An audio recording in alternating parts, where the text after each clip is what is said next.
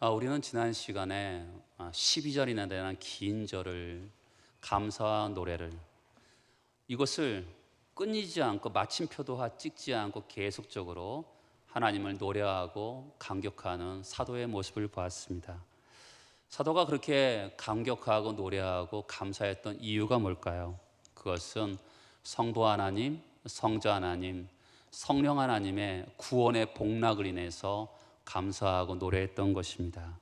제일 첫 번째로 성부 하나님께서 하늘에 속한 신령한 복을 우리에게 주시기를 기뻐하셨다, 이렇게 같이 말씀을 나눴습니다. 근데 하나님은 복을 주시기를 원하시는데요, 우리는 복을 받을 만한 자격이 있는가, 이런 고민해 보신 적이 있으십니까? 우리가 지난 한 주간 동안도 믿음으로 살기보다는 넘어지고 자빠지고 또한 실패를 경험하면서 살아갑니다. 우리들이 과연 하나님께 복받을 만한 대상이 되는가, 이런 고민을 우리는 하면서 살아갑니다. 분명히 성경은 하나님이 복을 주시기를 기뻐하신다, 이렇게 말하는데 우리는 이렇게 실패하고 넘어지고 자주 한계를 경험하는데 과연 나는 하나님께 복받을 만한 사람인가, 이런 고민을 하는 것이죠. 그러면 우리가 이렇게 고민하는 것을 하나님이 아실 텐데 하나님은 어떤 대안을 마련해 놓으셨을까요? 하나님이 복 주시기를 원한다, 그러면 우리는 우리 자신을 봅니다. 그렇죠? 나는 복받을 만한가? 근데 성경은 어디에 초점이 있냐면 하나님이 하신 일, 하나님이 앞으로 하실 일에 초점이 있습니다. 이게 복음이죠. 그렇죠? 우리는 항상 성경의 말씀을 하나님이 너에게 복을 주신대, 이렇게 말씀하시면 우리는 항상 나를 봅니다. 성경은 항상 우리의 눈을 나에게서 하나님께로 옮기는 것이, 초점을 옮기는 것이 성경의 관점입니다. 하나님이 어떤 일을 하셨나, 하나님이 앞으로 어떤 일을 하실 것인가, 이것에 집중하기를 원하시는 것입니다. 하나님이 주시고자 하는 복이 있습니다. 그런데 그 복을 제대로 우리가 누리고 참여하기 위해서 하나님은 어떤 일을 하셨을까요? 3절 하반절에 보면 그리스도 안에서 하늘에 속한 모든 신령한 복을 우리에게 주셨습니다. 그럼 이 신령한 복을 우리에게 주시기 위해서 어떻게 하셨죠? 4절에 보면 곧 창세전에 그리스도 안에서 우리를 택하셨다라고 합니다. 한국교회 성도들이 제일 힘들어하는 선택이 답입니다. 하나님은 우리에게 복을 주시기를 원하시는데 우리는 어떻죠? 실패하고 넘어지고 그런 자격이 없는데 우리를 위해서 하나님께서 어떤 방식으로 하늘에 속한 모든 신령한 복을 주시기를 원하셨냐라면 선택하심을 통해서 우리에게 복을 주셨다, 이렇게 말씀합니다. 거꾸로 뒤집어서 다른 말로 하면 하나님이 복을 주시기로 하나님이 결심을 하셨어요. 그렇죠? 하나님이 복을 주시기로 결심하셨는데 우리의 어떤 자격이라든지 조건이라든지 이런 것이 없으니까 어떤 방식으로 하셨다는 거죠? 하나님이 선택하심을 통해서 우리에게 하늘의 신령한 모든 복을 우리에게 주시기를 원하셨다라는 것입니다.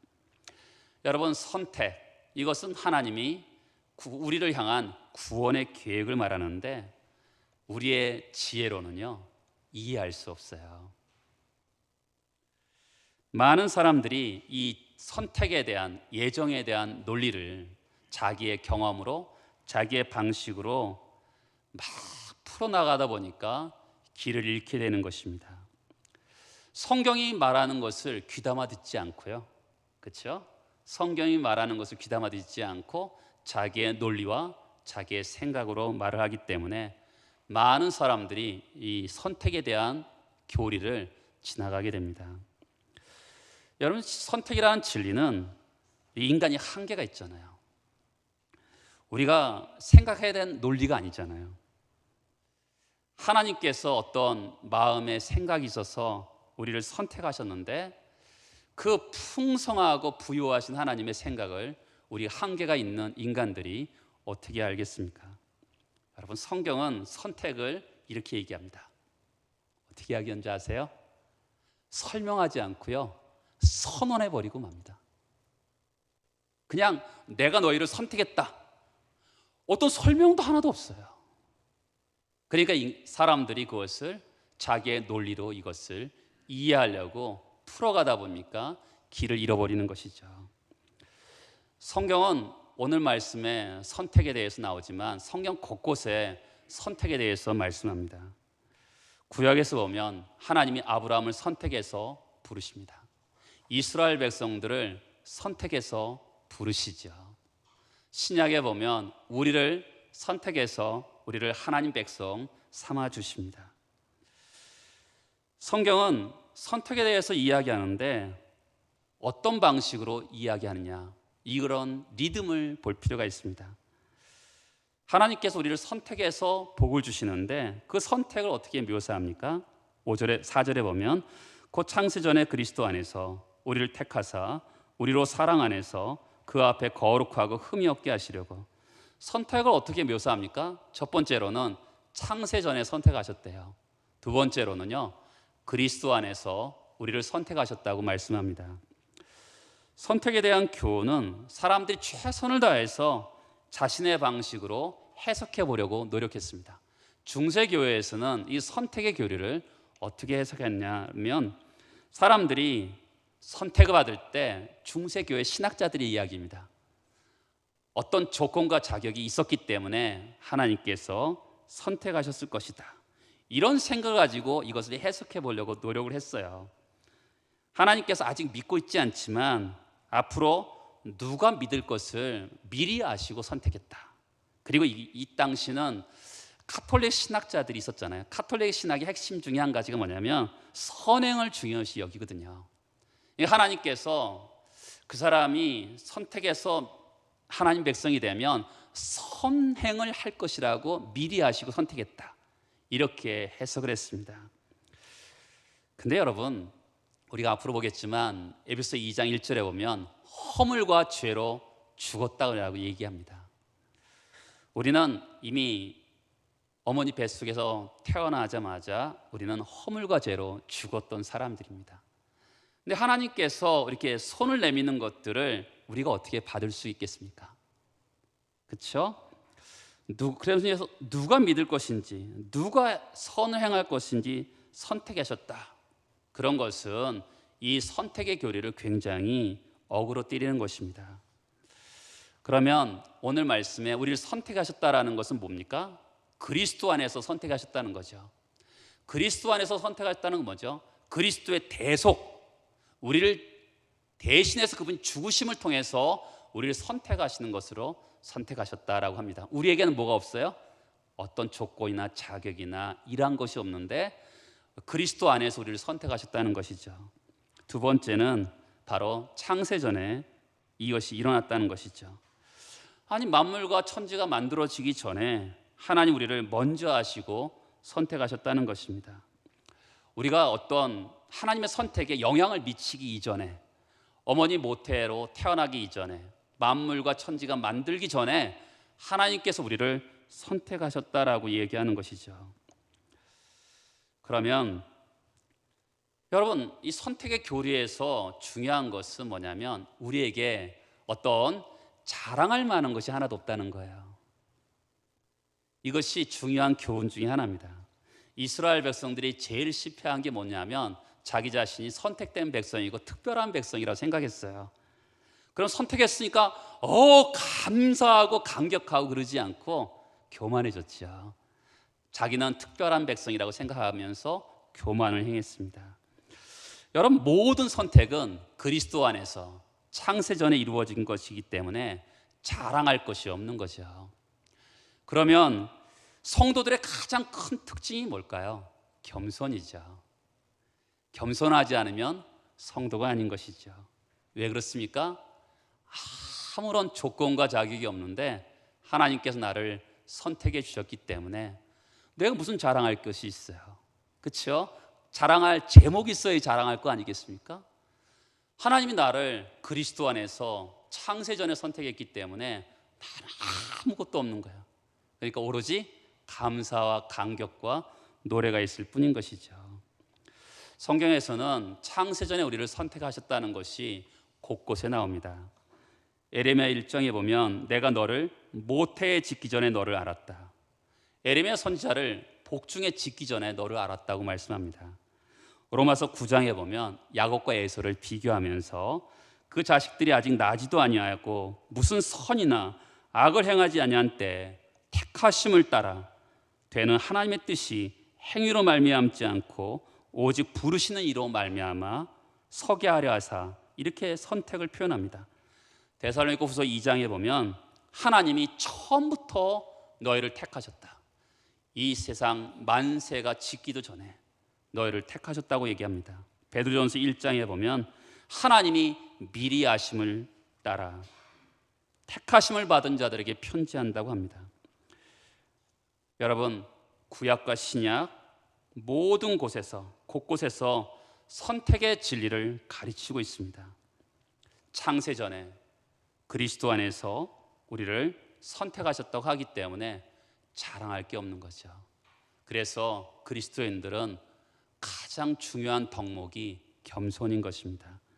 왜요? 내가 아무것도 한 것이 없기 때문에 그렇습니다. 그럼에도 불구하고 너무나 많은 사람들이 이 선택에 대한 교리를 세상적인 방식으로 해석해 보려고 합니다. 성경은 이 선택의 교리가 굉장히 어렵거든요. 그렇기 때문에 그냥 선언해 버리고 맙니다. 그런데 수많은 사람들이 이 선택을 자기의 논리로 해석하다 보니까 이 진리를 좋아하지 않아요. 많은 사람들이요, 이 선택의 교리를 심지어는 미워하고 좋아하지 않습니다.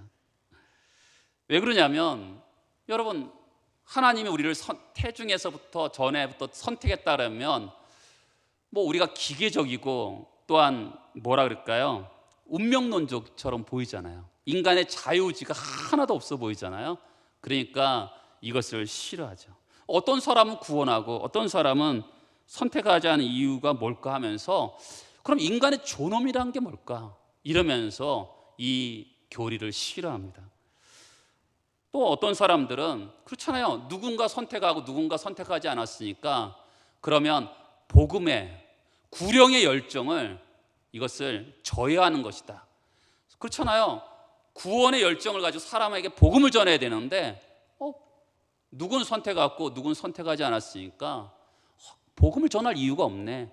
이런 생각을 해서 이 교리를 굉장히 싫어했습니다. 그러나 여러분, 이 복음 증거와 이 선택의 교리를 대립적으로 볼 필요는 없어요. 저도 이렇게 전도하러 나갈 때는 하나님, 오늘 예비된 심령을 만나게 도와주세요. 준비된 심령을 만나기를 원합니다. 이렇게 기도하며 나가거든요. 그렇죠? 그러니까 우리가 오늘 복음 증거를 통해서 하나님의 예비된 심령을 만나는 것이죠. 그러면 우리가 오늘 이 선택의 교리가 굉장히 어려운데 이 교리를 오늘 이야기하고 상고해 봐야 될 이유가 뭘까요?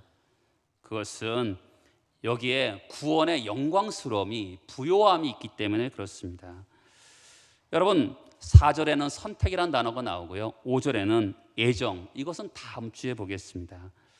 그런데 이 흐름, 그렇죠? 이 흐름이 어디서 나오고 있는지 보셔야 돼요. 감사와 감격과 노래 가운데 속에서 이 선택과 이 애정이란 교리가 나온다는 것을 기억할 필요가 있어요. 사람들이 이 선택의 교리를 오해하는 이유는 뭐냐면 나는 이렇게 선택받아서 구원받았는데 저 사람은 선택을 받지 못했나? 이런 의구심이 드는 거죠. 그렇죠? 여러분, 오늘 말씀을 잘 보세요. 선택의 교리는요, 저 사람은 구원받았나라는 질문 가운데 속에서 성경이 나와 있지 않아요.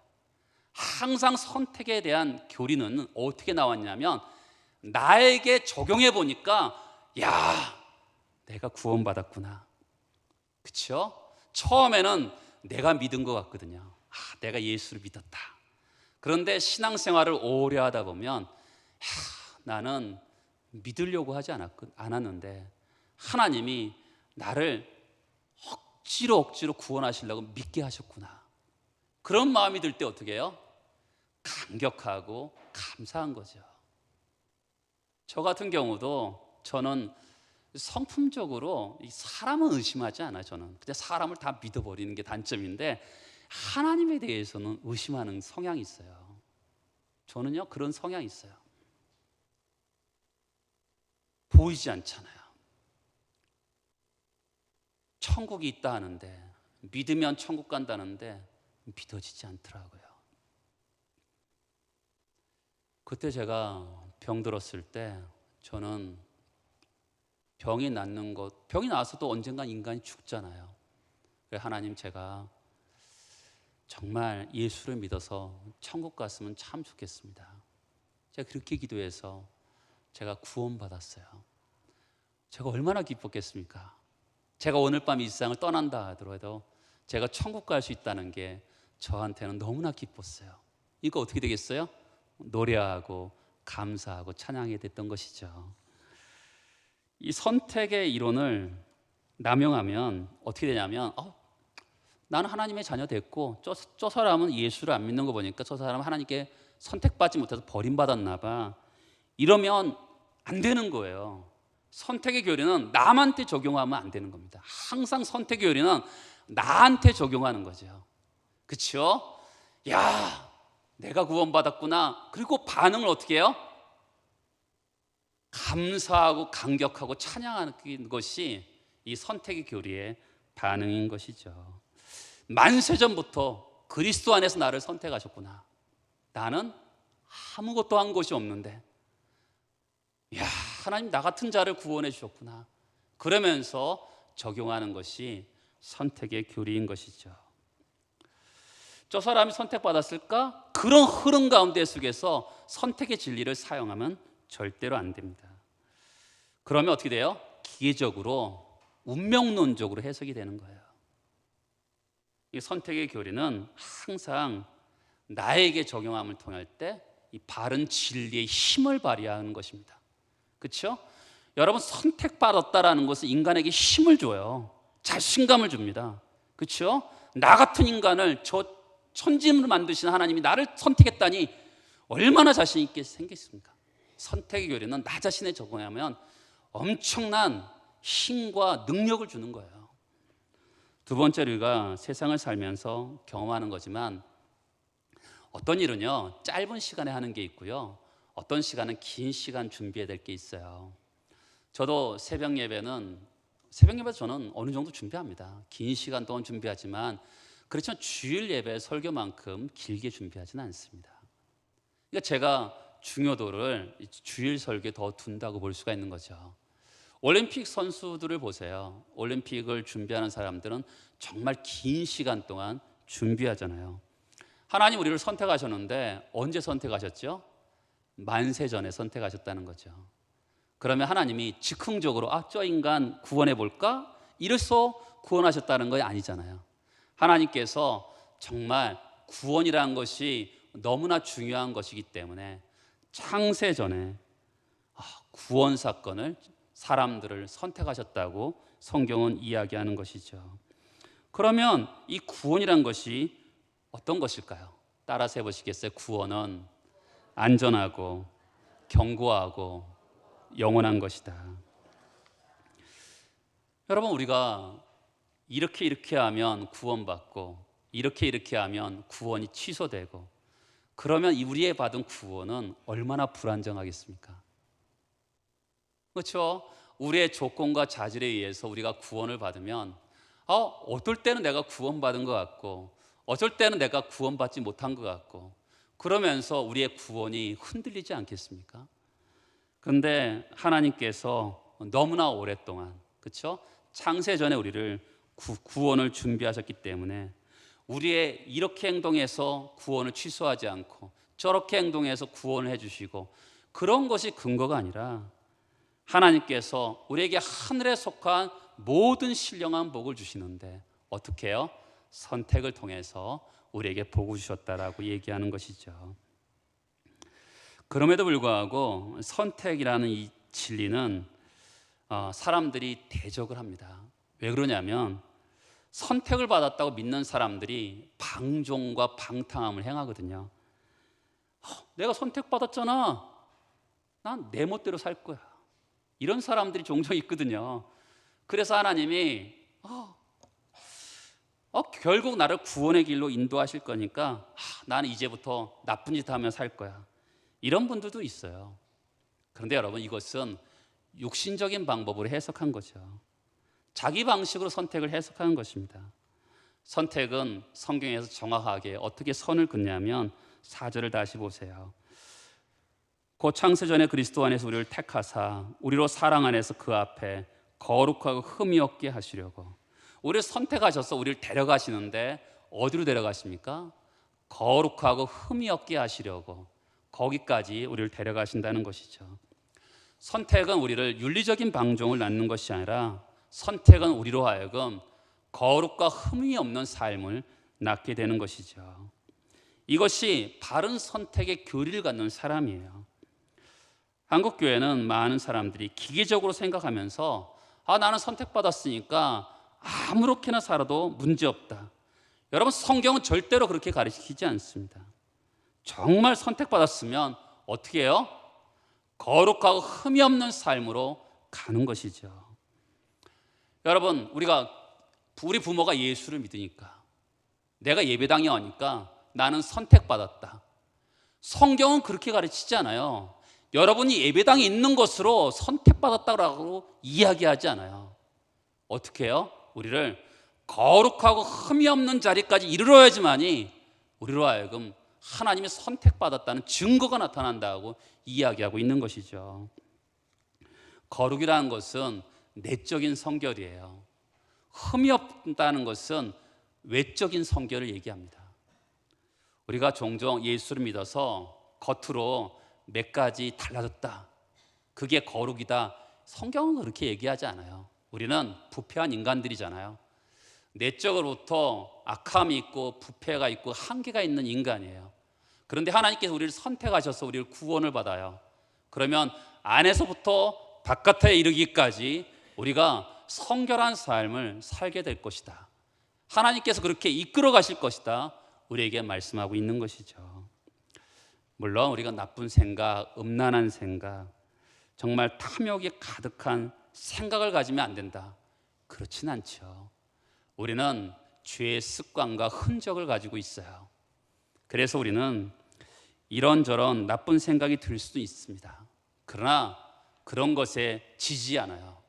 하나님 말씀과 성령의 능력으로 우리는 그런 생각을 이기면서 안에서부터 바깥으로 이르기까지 성화된 삶을 살아가게 되는 것이죠. 그러니까 하나님, 우리가 선택하심을 통해서 우리가 성결한 삶을 살기를 원하시는 것입니다.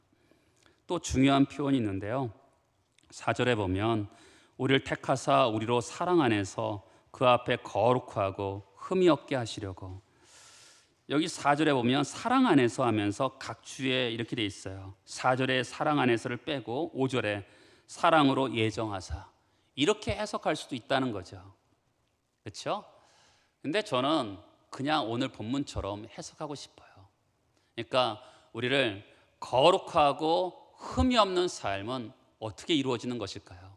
그것은 사랑 안에서 이루어지는 거죠. 여러분, 누군가 사랑하면 우리가 좀 달라지잖아요. 하나님을 사랑해요. 하나님을 사랑하기 때문에 내 평생 하나님 사랑하는 것뿐입니다라고 고백해봐요. 그러면 그분의 사랑을 입어서 너무 사랑하니까 거룩하고 흠이 없게 살려고 하겠죠. 그리고 이웃을 사랑해봐요. 그렇죠? 그러면 그 사랑에 힘입어서 거룩하고 흠이 없는 삶을 살게 되는 것입니다. 저는 오늘 말씀을 한번 저에게 한번 적용해 봤어요. 예레미야의 한 구절, 아까 읽었던 말씀을 연이어서 읽으면, 여호와의 말씀이 내게 임하니라. 이르시되 내가 너를 모태에서 짓기 전에 너를 알았고 내가 배에서 나오기 전에 너를 성별하였고 너를 여러 나라의 선지자로 세웠노라. 하나님 예레미야로 지도자로 사명을 맡기십니다. 그런데 예레미야가 놀라서 이렇게 반응하죠. 슬프도소이다 주 여호와여 보소서 나는 아이라 말할 줄을 알지 못하나이다. 하나님께서 확신을 가지고 사명을 주시는데 에레미야는 확신이 없어요. 나는 못해요. 나는 그렇게 할 사람이 못 됩니다. 나는 초라한 인간입니다. 이렇게 반응하죠. 왜 에레미야가 이렇게 초라하게 반응을 할까요? 그것은 하나님이 자기에게 뭐가 있어서 부르신 줄 알고 오해했기 때문이죠. 하나님이 모태에서 너를 짓기 전에, 내가 너를 배에서 나오기 전에 너를 짓고 성별했다, 너를 알았다는데 이 말씀을 강구하는 거죠.